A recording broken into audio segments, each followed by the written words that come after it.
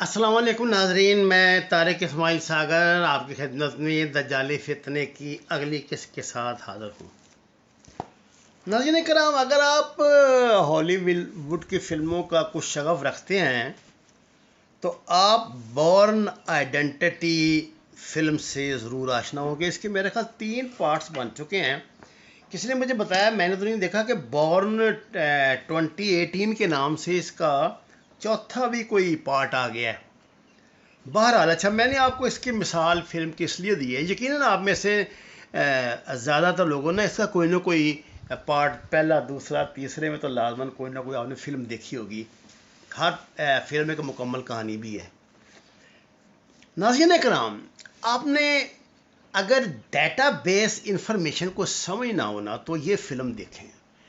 آپ نے دیکھا کہ جو ان کا ٹارگٹ ہوتا ہے، وہ جو لڑکا ہے جو اس کا ہیرو ہے، اس کو ٹریس کرنے کا ایک لمحہ وہ اپنی آنکھوں سے نہیں اوجھل ہونے دیتے۔ کیا کیا سسٹم انہوں نے لگائے ہیں، کس کس طرح سے وہ لندن میں ہے، وہ انڈیا میں ہے، وہ کسی ہوٹل کے کمرے میں ہے، وہ زمین کے اندر ہے، زمین کے اوپر ہے، ایک ایک لمحہ اس کی سرویلنس ہو رہی ہے۔ اور آپ نے یہ بات نوٹ کی کہ ان کے لیے یہ ایسے ہے جیسے کہ روٹین ورک ہوتا ہے۔ ایک بٹن دبایا کمپیوٹر کا اور یہ آ گیا، دوسرا دبایا اور وہ ادھر کھل گیا، تیسرا دبایا ادھر کھل گیا۔ ایک ایک لمحے کی اس بندے کی اور اس بندے کے ساتھ جو چہرہ نظر آتا ہے اس کی مکمل، ایک کلک بٹن دبا کے دوسرا جو بندہ اس کو شکل لاتے ہیں اور ود ان سیکنڈس ڈیٹا اس بتا دیتا ہے، اس کا نام کیا، یہ کون ہے، اس کا کیا پس منظر ہے، سارا کچھ۔ یہ ہے وہ دجالی منصوبہ جو انہوں نے آپ کو دکھا دیا۔ یہ آپ کو ذہنی طور پہ مرعوب کرنے کے لیے نا جو کام کرنا ہوتا ہے نا، اس کے پہلے فلمیں بناتے ہیں اس پہ۔ آپ نے دیکھا انہوں نے زومبیز بنائی، سیریز بنائی، انہوں نے وہ اللہ آپ کا بھلا کرے، اس کے بعد زومبیز کے بعد پھر انہوں نے جو میں گرے وہ فیلڈ آپ کو بتاتا ہوں، جو انہوں نے یہ گلوبل آرمی کا کانسیپٹ جس میں دیا تھا، پھر انہوں نے وہ جو اس میں WTO جو نیو ورلڈ آرڈر کا جو انہوں نے جس کا پورا ایجنڈا اس میں دیا تھا فلم میں۔ ایسی ایک نہیں، متعدد فلمیں آپ نے دیکھی ہوں گی۔ کرونا کی جو فلمیں ہیں یہ آپ نے دیکھی ہوں گی، کی ہوں گی۔ تو یہ آپ اندازہ لگا لیں کہ یہ لوگ آپ سے چھوٹی چھوٹی انفارمیشن لے کے کس طرح آپ کا ڈیٹا جمع کر کے آپ کی مکمل پرائیویسی میں، آپ کے جسم کے اندر، آپ کے دماغ کے اندر گھس جاتے ہیں۔ اور یہی ہیں وہ انفارمیشن جن کو بنیاد بنا کر یہ آگے دجالی سسٹم کو آپریٹ کریں گے۔ ناظرین کرام، آپ کسی بڑے ہوٹل میں جائیں، نئے ہوٹل میں جائیں، پرانے ہوٹل میں جائیں، آپ کسی بڑے سٹور پہ جائیں، ہوٹلوں میں کھانا ختم ہوتے ہی نا ایک پرچی آپ کے آگے رکھ دی جاتی ہے بڑی عزت احترام سے، کہ اس پر لکھا ہوتا ہے کہ آپ کو ہماری یہ چیز پسند آئی نہیں ہے، آپ کون ہیں، آپ کا فون نمبر کیا ہے، آپ کیا کرتے ہیں۔ آپ کسی بڑے سٹور پہ جاتے ہیں، وہاں پہ لڑکیاں کھڑی ہوتی ہیں جو آپ کو کہتی ہیں کہ اگر آپ چائے کا ایک ڈبہ لیں گے تو آپ کو 2 ڈبے یا 2 ٹافیاں مفت ملیں گی، اس کے ساتھ یہ ملے گا، اس کے ساتھ وہ ملے گا، اس کے ساتھ یہ ملے گا۔ اور آپ کہتے ہیں چلو یار لے لو، ایک بیچاری کہ کیا اس کی کمیشن ہی بننی ہوگی۔ لیتے ساتھ وہ سر آپ کا فون نمبر، سر آپ کا نام، سر آپ کی جاب۔ آپ کو یہ پتہ ہے ہمارے لیے تو معمول کی بات ہے نا، آپ کہہ دیتے یار میری کیا تکلیف ہے بتا دیتا ہوں۔ پھر آپ کو جناب وہ یہ جو عمرے کی ٹکٹ نکل رہی ہے، یہ جی وہ فلانی اس میں جو ہم موٹر سائیکلیں نکل رہی ہیں، سوری میں نے عمرے کی ٹکٹ تو وہ محفل نعتوں میں ہوتا تھا، یہ جی موٹر سائیکل نام نکلے گی، یہ ٹی وی آپ کا فلانا نام نکلے گا، یہ نکلے گا، وہ نکلے گا۔ ایک پرفارما آپ کو فل کرنے کا دیا جائے، فرض کیا ایسا ہے بھی، نکلنا بھی ہے تو 10 لاکھ میں سے 1-2 کا ہی نکلنا ہے نا، کار تو ایک ہی نکلنی ہے۔ 10 لاکھ کا ڈیٹا تو ان کے پاس آ گیا اور مفت میں آ گیا۔ اسی طرح وہ سروے کرتے ہیں.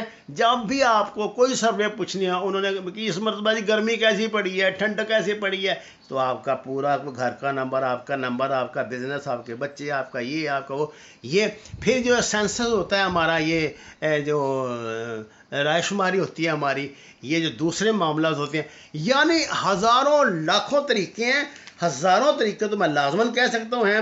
اور ان سب طریقوں کو جناب والا وہ اس کو آپ کی ساری پرسنل انفارمیشن اکٹھی کر کے یہ جو ان کی عالمی دجالی ریاست بنے گی نا, جس کو یہ ٹوٹلائٹیرین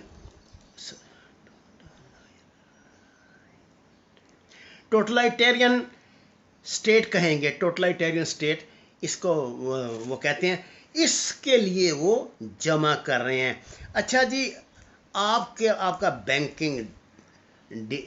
بینکنگ جو ہے ڈیٹا, آپ تمام جس میں تفصیلات ہوتی ہیں, کوئی کاروبار کی, لینے کی, دینے کی, driving licence information, national insurance والے جو ہوتے ہیں, یہ تمام چیزیں محفوظ کی جاتی ہیں. پھر ان کو آہستہ آہستہ ان کو مختلف ڈپارٹمنٹیشن کرتے کرتے بالآخر ایک اس کا سینٹرل سسٹم بنا دیا جاتا ہے. 1992 میں برٹش سپریم کورٹ کے وائس کونسلر نکولس براؤن نے ہائی کورٹ کو بتایا کہ پولیس اور ایجنسیز کے پاس موجود معلومات اگر ایک ہی فائل میں ہوں تو افراد کی آزادی بڑی حد تک پرخطر ہو جائے گی. تاہم فری میسنس ریاستی بالادستی کے ذریعے عوام کے بارے میں بہت چالاکی سے تمام معلومات جو ہیں وہ اکٹھی کرتی ہیں, اور تاکہ برادری کے گرینڈ ماسٹر کو پہلے سے پتہ لگ سکے کہ جناب آپ کیا ہیں, کہاں کام کرتے ہیں, کیا کھاتے ہیں, کیا پہنتے ہیں, آپ کا اٹھنا بیٹھنا کیسے لوگوں کے ساتھ ہے, آپ کے جنسی شوق کیا ہیں, آپ کے نفسیاتی شوق کیا ہیں, آپ کے روحانیت, جسمانیت, کوئی زندگی کا پہلو جو ہے نا جی ان سے ادھورا نہیں رہتا. آپ کو اس کا ایک بہت بڑا ذریعہ جو تھرڈ ورلڈ میں بڑی کامیابی سے اپنایا جا رہا ہے وہ دو ہیں. ایک تو ہے جی سروے رپورٹ, سو کالڈ, یہاں بھی ایک صاحب اس میں بڑے مشہور ہیں, میں ان کو اس دور سے جانتا ہوں جب وہ فراڈیا یہاں افغانستان کے جہاد کے نام سے سروے کیا جاتا تھا. اس کی انٹری تو پڑی تھی کہ اسلامی جماعت کی طرف سے, تو ایسے لوگوں کو پھر ایجنسیاں ہائر کر لیتی ہیں نا, یہ پھر سرکار کی مرضی کے سروے دینے کے لیے ادھر سے بھی پیسے لیتے ہیں, فری میسن سے لیتے ہیں, ان سے لیتے ہیں, ان سے لیتے ہیں. یہاں یہ مامے بنے ہوتے ہیں جی ہمارے پاس بڑا ڈیٹا ہے, وہ ڈیٹا بکتا ہے بھائی, وہ کروڑوں روپے کا, لاکھوں ڈالر کا بیچتے ہیں, کرتے ہیں. یہ سروے بناتے ہیں کہ جناب اگر آپ کی ٹانگ کو آپ کے سر پہ رکھ دیا جائے, اگر آپ کا جوتا الٹا کر دیا جائے تو فلاں فلاں, اور ساتھ آپ کا پورا ڈیٹا. اچھا جی, بات یہ ہے کہ TSP ٹوٹل سرویلنس پروگرام, یہ ہے پیشکش اصل میں دجالی سسٹم کی, نیو ورلڈ آرڈر کی. یہ مکمل نگرانی جو ہے نا انسان کی, ان کے لیے وہ کیسے کیسے ذرائع اپناتے ہیں. آپ کو اس بات کا پتہ ہے کہ جب یہ پیچھے الیکشن ہوا ہے تو اس میں ایک پھڈا پڑ گیا تھا. یہ جو لاہور میں ہمارا ہے نا وہ ٹاور, جہاں پہ اس کا ہیڈ کوارٹر بنا ہوا تھا جس ذریعے الیکشن ہو رہے تھے, وہاں سے پتہ نہیں سارے پاکستان کا ڈیٹا ہی چوری ہو گیا جی, اور اس کا بڑا رفڑ پڑ گیا. کچھ الیکشن لیٹ ہو گئے, کچھ کو رزلٹ لیٹ ہو گیا, کچھ ہو گیا. اس میں جو صاحب انوالو تھے وہ ایک سیاسی جماعت کے بڑے مطلب پپو قسم کے تھے, اور ان کا یہی کام تھا. یہ ڈیٹا انہوں نے چوری کر کے UK میں ایک آرگنائزیشن کو دیا جو آلریڈی یہ کام کرتی ہے. نام مجھے نہ کہیں, آپ مجھ سے پوچھیں گے تو علیحدہ سے آپ کو بتا دوں گا. یہاں میں آپ کو ان کے نام ہی لے سکتا, میں نے ابھی اس کو بند نہیں کرانا, مصیبت نہیں ڈالنی. اچھا جی, ایک دو بڑے جو یہ شیطانی داؤ ہوتے ہیں نا, وہ ہوتا ہے لاٹری ویزا. امریکہ اور اب کینیڈا بھی اس میں شامل ہو گیا. دنیا بھر سے کروڑوں لوگ جو ہے نا جی وہ اس لاٹری ویزا کو کہ فارم پر کرتے ہیں, جس میں اپنی نسل در نسل معلومات، جس میں ان کا بلڈ گروپ وغیرہ بیماریاں وغیرہ بھی شامل ہوتی ہیں، وہ کر دیتے ہیں۔ آپ گرین کارڈ کے لیے اپلائی کریں، آپ کسی بھی ملک کی جب اس کے لیے اپلائی کرتے ہیں تو انہوں نے یہاں نا اپنے ڈاکٹر رکھے ہوئے ہیں۔ مثلا گرین کارڈ کے لیے اگر آپ نے اپلائی کیا ہے تو جب آپ کا نمبر آئے گا تو وہ آپ کو نا جو امریکن ایمبیسی کی طرف سے لیٹر آئے گا کہ یہ 3 بندے ہیں جی لاہور میں یا کراچی میں، جن سے آپ جب آپ تشریف لائیں تو ان سے اپنی میڈیکل رپورٹ بھی ساتھ بنا کر لائیں۔ وہ آپ سے 15-20 ہزار روپے بھی ٹھگ لیں گے مختلف طریقوں سے، اور وہ جناب آپ کے جسم کی ایک پیر کے ناخن سے سر کے بالوں تک پورا جو ڈیٹا دے دیں گے۔ اب یہ تو مجھے پتہ نہیں آپ کو ویزا ملنا ہے یا نہیں ملنا، لیکن ڈیٹا جو ہے وہ ان کے پاس چلا گیا اس طریقے سے۔ یہ سب سیٹلائٹ کیمرے، یہ مختلف طرح، میں نے آپ کو بتایا کہ یہ جو بورن آئیڈینٹی ہے نا، وہ اس کا وہ بہت شاندار اس کی مثال ہے کہ جناب یہ کس طرح کر لیتے ہیں۔ ویسے میں آپ کو بتا دیتا ہوں، یہ جو الیکٹرانک کرنسی ہے، یہ جو ہمارے ٹکٹ ہوتے ہیں جہازوں کے، یہ جو ہم رقم ٹرانسفر کرتے ہیں جینون طریقے سے، اسی لیے تو لوگ وہ دوسرا طریقہ اپناتے ہیں نا۔ یہ اس طرح ہمارے چینلز، ہمارے کمپیوٹرز اپنے جو یہ ہیں کچھ، اس میں درجنوں ایسی چیزیں ہیں جناب کہ جو اکلوتی آنکھ جو فری میسنس کی ہے، جنہیں وہ دیکھ رہی ہے، اس پہ پیچھے ایک بڑی زبردست فلم بھی بنی تھی۔ میری بدقسمتی ہے، پتہ نہیں ڈیمنشیا کا کیا سٹیج ہے، مجھے بندوں کے نام بھول جاتے ہیں یار، وہ فلموں کا نام بھول جاتے ہیں۔ اس میں وہ لڑکا بھاگا تھا یہاں سے، جو FBI میں کام کرتا تھا، تو رشیا میں اس نے پناہ لی ہوئی ہے۔